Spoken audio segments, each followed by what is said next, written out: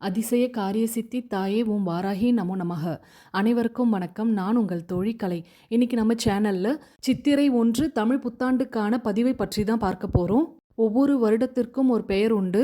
அந்த வகையில இந்த சித்திரை 1ஆம் தேதி பிறக்க இருக்கும் வருடத்தினுடைய பெயர் குரோதி வருடம். தமிழ் ஆண்டுகளுடைய பெயர்கள் மொத்தம் 60. அதில் 38வது தான் இந்த குரோதி ஆண்டு.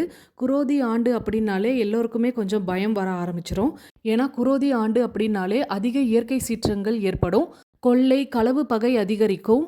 மழை பொழிவும் போதுமான அளவுக்கு பெய்யாது. இதனால காய்கறிகளுடைய விளைச்சல் குறைந்து பற்றாக்குறை ஏற்படும். இதனால தான் இந்த ஆண்டை அடைமொழியோடு சேர்த்து கோர குரோதி ஆண்டு அப்படின்னு சொல்லுவாங்க. என்னம்மா வருடம் பிறக்கிறதுக்கு முன்னாடி இப்படி பயமுறுத்துறிய அப்படின்னு கேட்காதீங்க. இது இந்த ஆண்டிற்குரிய பலன். நம்மளுடைய தெய்வ வழிபாட்டினால் இதனுடைய பாதிப்புகளை நம்மளால குறைக்க முடியும். எந்தெந்த தெய்வங்களை வழிபட்டா இந்த வருடம் முழுவதுமே நமக்கு நல்ல பலன்களை தரும் அப்படின்றத இப்ப நம்ம தொடர்ச்சியா பார்க்க ஆரம்பிக்கலாம். குரோதி வருடத்திற்குரிய ராஜா யாருன்னு பாத்தீங்கன்னா செவ்வாய். மந்திரி யாருன்னு பாத்தீங்கன்னா சனி. இதுலயே நீங்க தெரிஞ்சுக்கலாம் எந்த அளவுக்கு இந்த வருடம் இருக்கும் அப்படின்றது. சேனாதிபதி சுக்கிரன், ரசாதிபதி குரு, தானியாதிபதி சூரியன், இவங்கெல்லாம் தான் இந்த வருடம் ஆட்சி செய்ய போறாங்க. செவ்வாயினுடைய தாக்கம் குறையறதுக்கு இந்த வருடம் முழுவதுமே முருகப்பெருமானுடைய வழிபாடு செய்யறது ரொம்பவே சிறப்பு. அதே மாதிரி சனியினுடைய தாக்கம் குறையறதுக்கு 3 தெய்வங்களை வழிபடணும். அது ஏற்கனவே நம்ம பதிவுகளில் நிறைய சொல்லியிருப்பேன். முதல்ல யாருன்னு பார்த்தீங்கன்னா பிள்ளையார், அடுத்ததா வர்றது ஆஞ்சநேயர். சனியினுடைய தாக்கம் தீவிரமா இருக்கு அப்படின்னும் பொழுது நாம முதல்ல போய் நிற்க வேண்டிய இடம் எங்க அப்படின்னு பார்த்தீங்கன்னா காலபைரவருடைய சந்நிதி. காலபைரவரை சரணடைஞ்சிட்டாலே போதும், சனியினுடைய தாக்கம் நம்மளை எதுவுமே செய்ய முடியாது. இந்த 3 தெய்வங்கள்ல உங்களுக்கு எந்த தெய்வம் விருப்பமோ அந்த தெய்வங்களை வழிபடுங்க. ஆனால் கட்டாயம் முருகப்பெருமானுடைய வழிபாடு ரொம்ப ரொம்ப முக்கியம். அடுத்ததா தமிழ் புத்தாண்டினுடைய வழிபாடு எந்த நேரத்தில் செய்யணும் அப்படின்றத பார்த்துடலாம். காலை 7:50 இருந்து 9 மணி வரை புத்தாண்டு வழிபாடு செய்ய உகந்த நேரமாக இருக்கு. இவ்வளோ சீக்கிரம் கும்பிட முடியாது அப்படின்னு சொல்றவங்க காலை 10 மணிலேருந்து 11 மணி வரைக்கும் நல்ல நேரம் இருக்கு. இந்த நேரத்துலையும் நீங்க புத்தாண்டு வழிபாடை செய்யலாம். அடுத்ததா சித்திரை 1 கனி காணுதல் பற்றி பார்க்கலாம். முன்னாடி நாள் இரவே கனி காணுதலுக்கான பொருட்களை தயார் செய்து வச்சிடணும். இந்த மாதிரி ஒரு முறமோ அல்லது தாம்பாள தட்டோ எடுத்துக்கோங்க. அதில் மஞ்சள் குங்குமம் இட்டு கனி காணுதலுக்கு இந்த 3 பழம் ரொம்பவே முக்கியம். மா, பலா, வாழை 3ஐயுமே முறத்தில் வைக்கணும். வருடம் முழுவதுமே தனதானியத்திற்கு குறைவிருக்கக்கூடாது அப்படின்றதுனால தானிய வகைகளில் நாம் அதிகமாக உபயோகப்படுத்துகிற துவரம்பருப்பு, மொச்சை, கொண்டைக்கடலை, கோதுமை இதில் ஏதாவது ஒரு வகை இருந்தாலும் பரவாயில்ல, அதை கிண்ணத்தில் கொட்டி வைங்க. கல்லுப்பு, பச்சரிசி, மஞ்சள், குங்குமம், ஒரு கட்டி வெல்லம், ஒரு முழு தேங்காய், வெற்றிலை பாக்கு, கண்ணாடி வளையல் புதுசாக வாங்கி வைங்க. வெள்ளியில் ஒரு சின்ன பொருளும் தங்கத்தில் ஒரு சின்ன பொருளும் வைக்கணும். ஒரு கிண்ணம் முழுக்க சில்லறை காசுகளை நிரப்பி வைங்க. அடுத்ததாக கட்டாக இருக்கக்கூடிய ரூபாய் நோட்டை வைக்கிறது ரொம்ப சிறப்பு. 2000 ரூபாய் 500 ரூபாய் கட்டு தான் வைக்கணும் அப்படின்னு கிடையாது. 10 ரூபாய் கட்டோ அல்லது 20 ரூபாய் கட்டோ கூட வைக்கலாம். அப்படி இல்லைனாலும் 5 நோட்டு சேர்ந்தாப்புல எடுத்து வைங்க.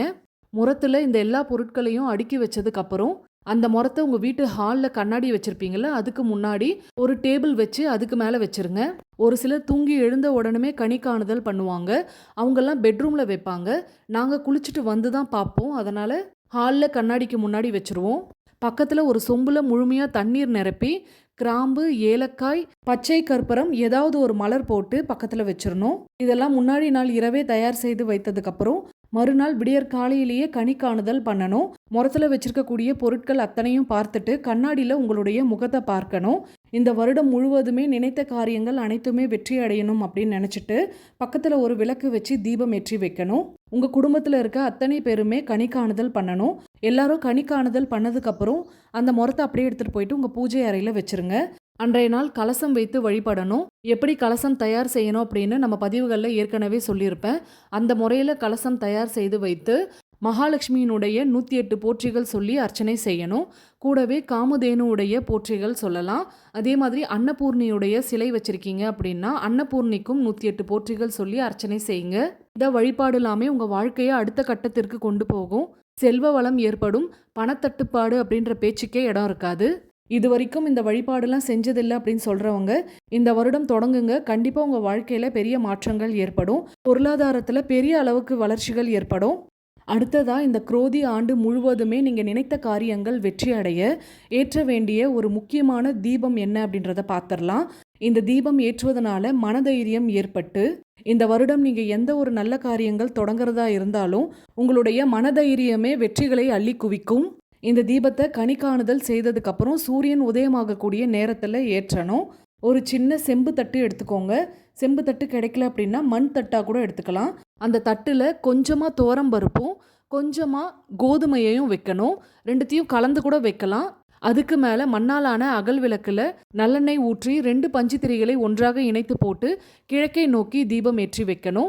இந்த தீபத்தை சூரியனை பார்த்த மாதிரி ஏற்றணும். அதனால மொட்டை மாடியிலேயோ அல்லது உங்க வீட்டினுடைய நிலைவாசல் பகுதியில் சூரிய ஒளி படும் அப்படின்னா அந்த இடத்துல ஏத்துங்க. ஏற்றிய பிறகு சூரிய பகவானை பார்த்து நவ கிரகங்களால் ஏற்படக்கூடிய பாதிப்புகள் எதுவும் என்னை அண்டக்கூடாது அப்படின்னு வேண்டிக் கொண்டு கொஞ்சமா தண்ணீர் எடுத்து அதை சூரியனை பார்த்த மாதிரி ஊற்றணும். தீபம் எரிய வச்சுட்டு நீங்கள் உங்கள் வேலையை பார்க்க ஆரம்பிக்கலாம். தீபம் எரிந்து அடங்கினதுக்கு அப்புறம் அதில் இருக்கக்கூடிய பொருட்களை அப்படியே எடுத்து குருவிகளுக்கு உணவாக வச்சுட்டு வந்துருங்க. அன்றைய நாள் உங்கள் கையால் செய்த உணவு எதுவாக இருந்தாலும் வாயில்லா ஜீவன்களுக்கு உணவாக வைங்க. இதுவுமே சனியினுடைய தாக்கத்தை ஏற்படுத்தாது. இந்த தீபம் ஏற்றிய பிறகுதான் தமிழ் புத்தாண்டு வழிபாட்டை தொடங்கணும். இந்த குரோதி ஆண்டு உங்கள் வாழ்க்கையில் எல்லாவித நன்மைகளையும் பெற்றுத்தரும். அனைவருக்கும் இனிய தமிழ் புத்தாண்டு நல்வாழ்த்துக்கள். இன்னைக்கான பதிவு உங்களுக்கு பயனுள்ளதாக இருந்திருக்கும் அப்படி நம்புகிறேன். பயனுள்ளதாக இருந்திருந்தால் ஒரு லைக் பண்ணிவிட்டு அப்படி உங்கள் ஃப்ரெண்ட்ஸ் அண்ட் ஃபேமிலிக்கும் ஷேர் பண்ணி விடுங்க. மறக்காமல் சப்ஸ்கிரைப் பண்ணிவிட்டு பக்கத்தில் இருக்க பெல் சிம்பிளையும் கிளிக் பண்ணிவிட்டு அதில் ஆள்னு கொடுங்க. மீண்டும் அடுத்த பதிவில் சந்திப்போம். அதுவரை நன்றி, வணக்கம்.